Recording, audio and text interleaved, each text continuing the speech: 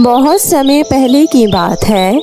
प्रिया नाम की गरीब लड़की जौनपुर नामक गांव में रहती थी।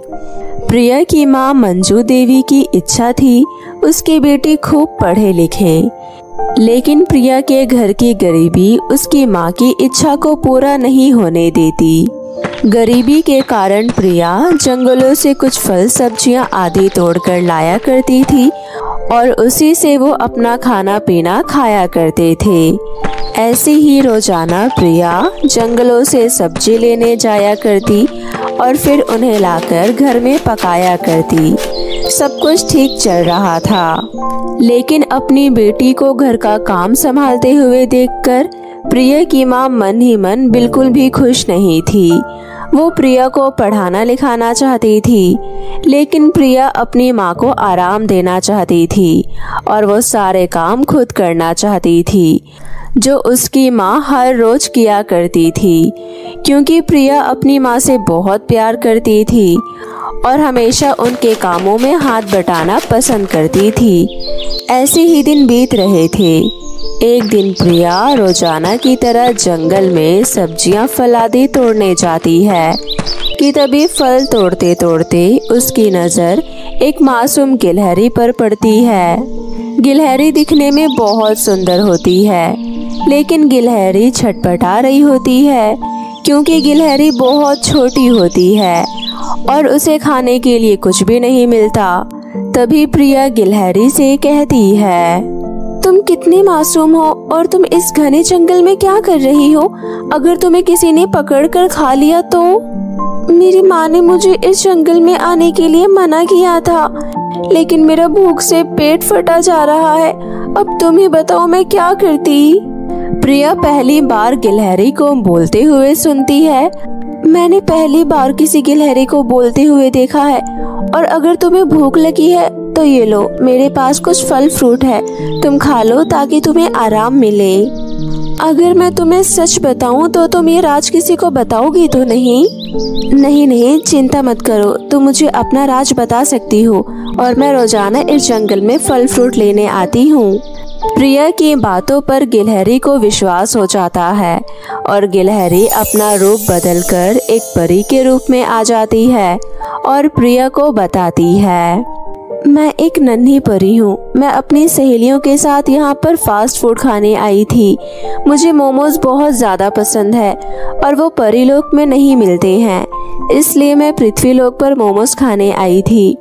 लेकिन मेरी सारी सहेलियां मुझसे भीड़ में बिछड़ गई और मैं उन्हें ढूंढ ना सकी और मेरे पीछे कुछ कुत्ते पड़ गए थे जो जंगली थे। उनसे बचते बचते मैं इस जंगल में आ गई और अपना रूप एक गिलहरी को दे दिया ताकि मुझे कोई पहचान ना सके, और तुमने मेरी मदद की, इसलिए मैंने तुम्हें अपना असली रूप दिखाया। परी की बातें सुनकर प्रिया परी को अपने घर ले जाती है और परी का खूब ख्याल रखती है। परी जी, आप मेरे घर में किसी भी बात की कोई चिंता मत करना। हमारे घर पर आप सेफ हो। आपको यहाँ पर किसी से भी डरने की ज़रूरत नहीं है, और जब अब की बार आपके दोस्त पृथ्वी लोक पर आए तो आप उन्हें हमारे घर का पता बता देना और फिर आप उनके साथ चली जाना। प्रिया की बातें सुनकर परी उसके साथ उसके घर रहने लगती है और प्रिया अपनी माँ को परी के बारे में सब कुछ बता देती है। प्रिया की माँ परी को अपने घर रखने के लिए हाँ कर देती है और सभी हंसी खुशी एक साथ रहने लगते हैं। लेकिन प्रिया के घर में गरीबी होती है, जिस कारण कभी कभी जंगलों से फल सब्जियां ना मिलने की वजह से सूखी रोटी भी खानी पड़ती थी और परी भी सबके साथ वही खाना खाती थी जो उनके घर में मिलता था। ऐसे ही कई दिन बीत जाते हैं। कुछ दिनों बाद परी के दोस्त वापस से नीचे पृथ्वी लोक पर आते हैं और ये बात परी को पता चलती है। परी अपने दोस्तों को अपने जादू से बता देती है कि वो प्रिया के घर पर है। तभी सारी दोस्त प्रिया के घर पर आती है और इतनी सारी परियों को इकट्ठा आता देख प्रिया की माँ हैरान हो जाती है और कहती है, प्रिया बेटा, इतनी सारी परियां हमारे घर पर आई है। हमारे पास खिलाने के लिए इनको कुछ भी नहीं है। कैसा लगेगा? घर पर आया हुआ मेहमान खाली पेट जाएगा। माँ आप चिंता मत करो, ये सारी परियां बाहर से मोमोज खाकर आई हैं। इन्हें मोमोज के नाम से बहुत खुशी होती है और हम सब इकट्ठे मोमोज खाने आया करते थे, जिसके बाद मैं उनसे बिछड़ गई थी और आज ये सारी परियां यहाँ पर मेरे बुलाने पर आई है। परी को प्रिया के घर की कंडीशन पता था और परी चुपचाप रसोई में जाती है और घर में जो भी फल सब्जियां रखी होती है उन्हें अपने जादू से भोजन के रूप में बदल देती है और सभी के लिए बहुत अच्छा सा भोजन तैयार करती है। सभी इतना अच्छा सा भोजन देखकर खाना खाने बैठ जाते हैं और परी और प्रिया दोनों मिलकर सबको भोजन परोसती है। सारी परियां खाना खाने के बाद प्रिया और प्रिया की माँ को आशीर्वाद देती है और कहती हैं, हम सब परियों की तरफ से तुम्हें हम एक वरदान देते हैं। तुम्हारे घर पर कभी भी किसी चीज़ की कोई कमी नहीं रहेगी और तुम चाहो तो अपनी एक दुकान भी खोल सकती हो, जहां हम सब बढ़िया बढ़िया मोमोज खाने आया करेंगे। और ये बहुत अच्छी बात होगी कि हम प्रिया की दुकान से मोमोज खाए। लेकिन मुझे तो मोमोज बनाने नहीं आते, मैं आपके लिए स्वादिष्ट मोमोज बना सकती हूँ क्या? माँ मुझे मोमोज बनाने आते हैं, मैं सभी परियों के लिए मोमोज बनाया करूँगी। और थैंक यू सभी परियों का कि आपने हमें इतना अच्छा वरदान दिया, वरना हमारे घर में गरीबी के कारण कभी कभी तो राशन भी खत्म हो जाता है। प्रिया तुमने मेरी इतनी मदद की, तुमने मुझे अपने घर पर रखा और मैं तुम्हारे घर पर बहुत सुरक्षित महसूस कर रही थी। इससे बड़ी बात क्या होगी। अब मैं बहुत खुश हूँ कि तुमने मेरी मदद की और मैं सभी परियों के साथ अब अपने परिलोक जा रही हूँ और हम रोजाना ऐसे ही मोमोज खाने आया करेंगे। परियों का वरदान प्रिया और प्रिया की माँ के लिए एक बहुत बड़ा वरदान होता है, जिसके बाद प्रिया के घर में कभी भी किसी भी चीज की कोई कमी नहीं होती। हमेशा उनका घर राशन से भरा रहता है और जब जब परियां पृथ्वी लोक पर आती तो रोजाना प्रिया की माँ अपनी मोमोज की दुकान में स्वादिष्ट मोमोज और चटनी वाले मोमोज सिर्फ प्रिया की दुकान पर मिलते थे, जिसे खाकर परियां बहुत खुश होती थी। और साथ ही साथ आस पड़ोस में जो भी मोमोज खाने आता वो प्रिया के हाथ के मोमोज खाकर बहुत खुश होता, क्योंकि ये स्पेशल 4 चटनी वाले मोमोज थे जो पूरी मार्केट में कहीं नहीं मिलते थे। और वहीं परीलोक से जितनी भी परियां नीचे पृथ्वी लोक पर मोमोज खाने आती वो सब प्रिया की दुकान से ही मोमोज खाती और इस तरह प्रिया की दुकान में खूब सारे ग्राहक आने लग जाते हैं और प्रिया को बहुत बेनिफिट होता है। धीरे धीरे समय के साथ साथ प्रिया और प्रिया की माँ खूब पैसे वाली हो जाती है और उनके पास अब किसी चीज़ की कोई कमी नहीं होती, क्योंकि प्रिया के हाथ के मोमोज दुकान में खूब चलते हैं। और साथ ही साथ परीलोक में भी प्रिया के हाथ के मोमोज की चर्चा चलती। सभी प्रिया के हाथ के मोमोज खाने के लिए समय से पहले आकर खड़े हो जाते। अब प्रिया और प्रिया की माँ की जिंदगी बदल जाती है और दोनों ही हंसी खुशी जिंदगी जीने लगते हैं। तो मेरे प्यारे दोस्तों, कैसी लगी आपको मेरी ये कहानी, मुझे कमेंट करके ज़रूर बताएं। और अगर आपको मेरी कहानी पसंद आई हो तो इसे लाइक और शेयर करना ना भूलें, क्योंकि हम लाते रहेंगे ऐसी ही नई नई इंटरेस्टिंग कहानियाँ सिर्फ आपके लिए। बहुत समय पहले की बात है, किशनपुर नामक गांव में एक बहुत अच्छी फैमिली रहा करती थी, जहां शिवम अपनी पत्नी संजना के साथ रहा करता था, जिनकी एक बेटी काजल थी। लेकिन उनकी बेटी काजल सांवले रंग की थी, जिसके कारण उसे बहुत कुछ सहन करना पड़ता था। शिवम और संजना एक बहुत अच्छे परिवार से थे, जिसकी वजह से उनके पास किसी चीज की कोई कमी नहीं होती। लेकिन कमी होती है तो सिर्फ साफ रंग की, इसके अलावा उनके पास कोई कमी नहीं थी। गांव के सभी बच्चे स्कूल जाया करते थे, उसी में से एक काजल भी थी। सभी बच्चे स्कूल जाया करते और वहां जाकर पढ़ाई किया करते हैं, लेकिन सभी को मौका मिलने पर क्लास के बच्चे काजल का मजाक उड़ाया करते हैं। लेकिन काजल को अब इन सब चीजों से कोई फर्क नहीं पड़ता था, क्योंकि काजल एक समझदार लड़की थी, जिसको हमेशा अपने सपने पूरे करने का भूत चढ़ा रहता। काजल पढ़ लिख कर एक अच्छी पोस्ट हासिल करना चाहती थी और यही उसके लिए सब कुछ था। ऐसे ही एक दिन स्कूल में क्लास टीचर ना होने की वजह से काजल के क्लास के बच्चे काजल से कहते हैं, जरा इसकी शक्ल तो देखो, जिसे देखकर सबको हंसी आ सकती है। काली कल्लो बैंगन कहीं की। इसके चेहरे पर दाने इसको करेली की याद दिलाते होंगे। मुझे तो ये बिल्कुल भी पसंद नहीं और मैं तो ये कभी भी नहीं चाहती कि ये हमारे क्लास में कुछ दिन और रुके। मैं चाहती हूँ कि हम कैसे भी करके इसको इस क्लास से निकाल दें। अब मुझे इसके यहाँ होने से घिन आती है। अरे तुम सभी बच्चों का दिमाग खराब हो गया है क्या? क्या मैंने तुम में से कभी किसी को सफेद कहा है या भूरा कहा है? धरती पर दो ही रंग होते हैं, एक काला और एक गोरा। और फिर मैं इतनी भी गैर गुजरी नहीं जितना तुम लोगों ने मुझे बदनाम कर रखा है। काजल किसी तरह बच्चों को समझा बुझाकर उन्हें जवाब देती है और फिर स्कूल की छुट्टी होने पर घर वापस लौटती है तो उसे पता चलता है कि उसे अपनी फैमिली के साथ शर्मा जी की बेटी की शादी में जाना है। अरे वाह, मेरी बेटी काजल स्कूल से आ गई। आजा, जल्दी से स्कूल बैग दे। और अब हमें शर्मा जी की बेटी की शादी में जाना है, जहाँ 3 घंटे का सफर तय करने के बाद हम पहुँच जाएंगे। जल्दी से तैयार हो जा और अच्छे कपड़े पहन ले। आखिरकार कोई ना कोई रिश्तेदार मिलकर तेरी शादी की भी बात करेगा ही और हो सकता है कोई लड़का भी तुझे पसंद कर ले।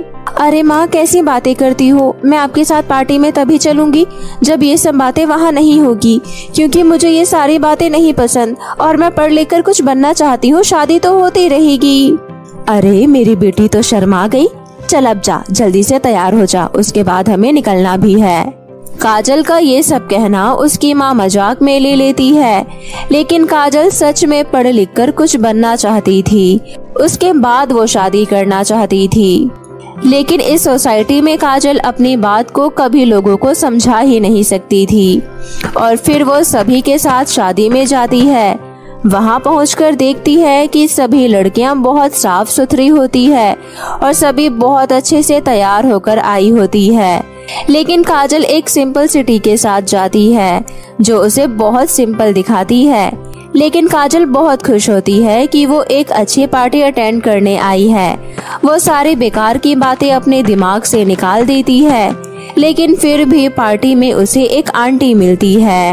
अरे मुझे तो लग रहा है कि मैं तो एक चांद को ग्रहण लगते हुए देख लिया। तुम इतनी काली तो नहीं थी बचपन में जब मैंने तुम्हें खिलाया था, लेकिन अब तो तुम ऐसी हो गई हो जैसे चंदा को ग्रहण लग जाता है, इसके बाद चांदनी खत्म सी हो जाती है। तो इसमें बुरी बात क्या है आंटी? चंदा तो फिर भी चंदा ही रहता है ना, उसकी चांदनी ही तो खत्म हो जाती है, लेकिन फिर भी हम उसे चांद ही तो कहते हैं ना। बातें तो सुनो जरा इसकी, ऐसा लग रहा है जैसे कितनी सुंदर हो ये। जिस तरीके से बात कर रही है, जरा घर में अपने माता पिता से पूछ कि उनके ऊपर क्या बीत रही है तेरे पक्के रंग की वजह से। उन्हें कोई रिश्ता भी नहीं मिल रहा होगा तेरे लिए। आंटी, मुझे अभी वैसे भी शादी ही नहीं करनी है। तेरे यहाँ होने की वजह से ऐसा लग रहा है जैसे इस पार्टी में मजा ही खत्म हो गया हो। तू अपने घर क्यों नहीं चली जाती? यहाँ पर आई सुंदर सुंदर लड़कियाँ देखकर तुझे शर्म नहीं आ रही? कैसे खड़ी है अकड़ कर।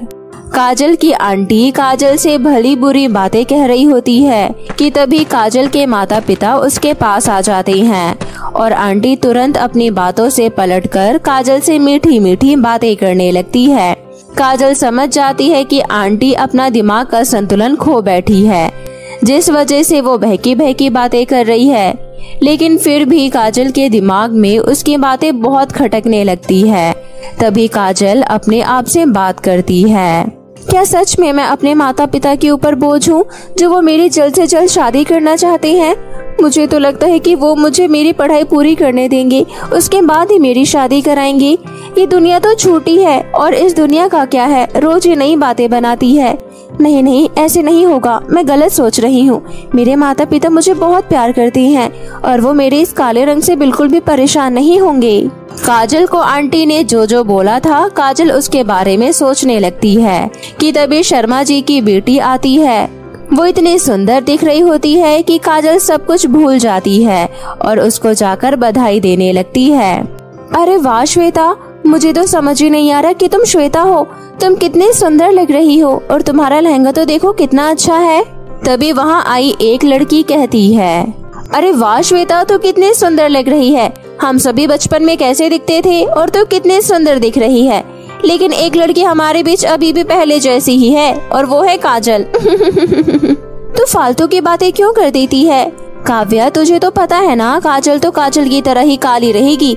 लेकिन आज मेरी शादी का दिन है और तुझे पता भी है कि मेरा मेकअप कितना महंगा हुआ है। मैं सुंदर कैसे नहीं दिखूंगी। और तो और मुझे ये लहंगा 30,000 रुपए का दिलवाया है मेरे होने वाले पति ने। मेरे होने वाले पति बहुत अमीर है। अब चलो, मैं स्टेज पर जा रही हूँ। देखो सभी मुझे कैसे देख रहे हैं। सभी की आंखें मेरे पर ही टिकी है। ये सब सुनकर काजल मन ही मन कहती है, मेकअप से मेरे इस पक्के रंग का भी कुछ न कुछ हो सकता है। लेकिन मैं इतनी भी साफ सुथरी नहीं दिख पाऊंगी कि मैं श्वेता की तरह सुंदर दिखूं। मेरा पक्का रंग मेरे माता पिता पर इतना भारी पड़ेगा, ये मुझे नहीं पता था। दुनिया मुझे यही कहती आई है, लेकिन आज तक मेरे माता पिता ने मुझे नहीं बताया कि मैं उन पर काले रंग की वजह से परेशानी बन चुकी हूँ। शादी होने के बाद सभी अपने अपने घर लौट जाते हैं और उनमें से एक काजल की फैमिली भी घर वापस आ जाती है। तभी काजल कहती है, शादी में बहुत मजा आया, लेकिन मैं जहाँ भी जाती हूँ हर कोई मेरे काले रंग की वजह से चिढ़ाता है और बहुत बुरा भला भी कहता है। अब हमारे जान पहचान की आंटी को ही देख लो, वो मुझे बचपन से जानती है, लेकिन फिर भी उन्होंने मेरा मजाक उड़ाने में एक कमी नहीं छोड़ी। लेकिन मैं आप दोनों से पूछना चाहती हूँ कि क्या मैं आप दोनों के ऊपर अपने काले रंग की वजह से बोझ बन चुकी हूँ? नहीं बेटा, मैं तुझे अपनी जान से भी ज्यादा प्यार करता हूँ। और ये तुझे किसने कहा कि तेरा काला रंग हमारी परेशानी की वजह है? मैं तो बस तुझे अच्छे से शादी करके तेरे घर भेजना चाहता हूँ और कुछ भी नहीं। बेटा, हम बाकी माँ बाप की तरह अपने बच्चे की चिंता कर रहे हैं जैसे सब करते हैं। एक दिन सबकी शादी होनी है, लेकिन हमारे सामने कुछ बाधाएं आ जाती है जिस वजह से हमें चिंता करनी पड़ती है। अभी मैंने तेरे लिए बात चलाई थी तो लड़के वालों ने हमसे दहेज की डिमांड करी और हम दहेज देने के लिए तैयार हुए तो उन्होंने तुम्हारा पक्का रंग देखकर रिश्ता को कैंसिल कर दिया। मैं ऐसी शादी नहीं करना चाहती जिसमें दहेज कम, मेरा सौदा ज्यादा हो रहा हो। मैं अगर आपके ऊपर इतनी ही ज्यादा भारी हूँ तो मुझे बता दीजिए, मैं अपने लिए कुछ और ढूंढ लूंगी। तो मुझे बता दीजिए, मैं अपने लिए कोई और घर ढूंढ लूंगी, लेकिन मैं कुछ बनकर ही शादी करना चाहती हूँ। ऐसे मैं शादी नहीं करूंगी। और हाँ, अगर आपको मेरे पक्के रंग की वजह से परेशानी है और चिंता हो रही है तो मुझे आज ही बता दो। काजल इतना कहकर अपने कमरे में चली जाती है। तभी उसके माता पिता बैठकर बात करने लगते हैं और वो उसके पक्के रंग की चिंता कर रहे होते हैं। ये सब सुन रही काजल अपने कमरे में जोर जोर से रोने लगती है और फिर भागती हुई बाहर चली जाती है। भागते भागते वो एक सुनसान जंगल में पहुंच जाती है। वहां पहुंचकर वो जोर जोर से रोने लगती है और एक पेड़ के नीचे बैठकर रोते रोते अपना बुरा हाल कर लेती है। मेरी किस्मत में तो कुछ अच्छा लिखा ही नहीं है। मैंने अपनी पढ़ाई अच्छे से करनी चाहिए तो मेरे माता पिता लड़का ढूंढने लग गई और फिर लड़का ढूंढने लगे तो उन्हें मेरे पक्के रंग की वजह से दिक्कत होने लगी। अब मैं क्या करूं, कहाँ जाऊं? ना तो मेरी पढ़ाई हो पा रही है, ना ही मेरी शादी। मैं इतनी बुरी हूँ क्या? काजल ये सब बोल रही होती है। तभी रास्ते में से एक सुनहरी परी गुजर रही होती है। उसको रोता हुआ देखकर वो उसके पास आती है और कहती है, मैं पृथ्वीलोक पर घूमने आई थी और मैंने तुम्हें रोते हुए देखा तो मुझसे रहा नहीं गया। मैं हमेशा ही इस जंगल से कुछ फल फ्रूट खाने आती हूँ जो मुझे बहुत पसंद है, और आज तुम यहाँ पर इतनी जोर जोर से रो रही हो तो मैं तुमसे पूछना चाहती हूँ कि तुम्हें आखिर हुआ क्या है? तुम्हारे पास किस चीज की कमी है जो तुम इतनी तेज तेज रोकर अपनी किस्मत को कोस रही हो? काजल रोते हुए अपनी सारी बात सुनहरी परी को बताती है और सुनहरी परी ये सब सुनकर बहुत ज्यादा मायूस हो जाती है और वो भी रोने लगती है। उसके बाद सुनहरी परी अपने मैजिक से एक जादुई मेकअप किट निकालती है और काजल को दे देती है। ये लो, ये जादुई मेकअप किट है। इस किट को तुम कोई मामूली किट मत समझना। तुम इस किट को अपने घर ले जाओ और शीशे के सामने इस किट से अपना मेकअप करना, और जैसे ही तुम इस किट से अपना मेकअप करोगी ये तुम्हें तुरंत ही सुंदर बना देगी, और तो और तुम जो चाहो इससे मांग सकती हो। काजल परी का धन्यवाद करती है और वो मेकअप किट लेकर जल्दी से अपने घर पहुंच जाती है। घर पहुंचकर वो किसी को कुछ नहीं बताती और अपने घर में घुस जाती है और तुरंत ही अपने कमरे में रखे शीशे के पास जाकर मेकअप करती है और थोड़ी देर बाद ही उसका पूरा रंग रूप बदल जाता है। वो पहले से लाख गुना सुंदर दिखने लगती है और उसको अपने ऊपर यकीन नहीं होता। फिर वो अपने कमरे से बाहर निकलती है तो वो इतनी सुंदर दिख रही होती है कि उसके माता पिता उसे पहचानने से इनकार कर देते हैं। उसके बाद वो अपने माता पिता को सब कुछ बताती है और जैसे ही उसके माता पिता ये सब सुनते हैं, उसके माता पिता भी खुशी से झूम उठते हैं। और तभी काजल अपने जादुई मेकअप किट से कहती है, हे जादुई मेकअप किट, आपने मुझे इतना सुंदर बनाया, उसके लिए आपका बहुत बहुत धन्यवाद। अब आप मेरे लिए बस एक लास्ट काम कर दो कि आप मुझे एक ऐसा समझदार और बुद्धिमान लड़का दो जिससे मेरे माता पिता मेरी शादी कराए, जो मुझे ज्यादा चाहता हो। मुझे ऐसी जगह शादी करनी है जहाँ पर दहेज नाम की कोई चीज ना सुननी पड़े। काजल के इतना कहते ही काजल और काजल के माता पिता के सामने इतना सुंदर लड़का प्रकट होता है, जो सामने प्रकट होते ही उसके माता पिता के पैर छूता है और काजल को बहुत अच्छी नजरों से देखता है। ये सब देखकर काजल बहुत खुश होती है।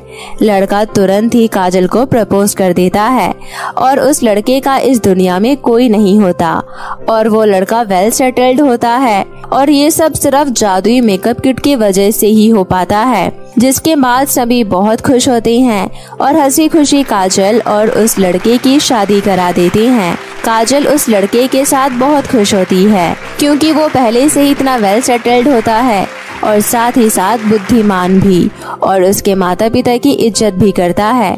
और यही सब काजल को चाहिए था और वो उसे मिल गया। अब काजल को किसी बात की कोई कमी नहीं होती। साथ ही साथ उसके माता पिता भी बहुत खुश होते हैं। तो मेरे प्यारे दोस्तों, कैसी लगी आपको हमारी ये कहानी, हमें कमेंट करके ज़रूर बताएं। अगर आपको हमारी ये कहानी अच्छी लगी हो तो इसे अपने दोस्तों के साथ भी शेयर करें।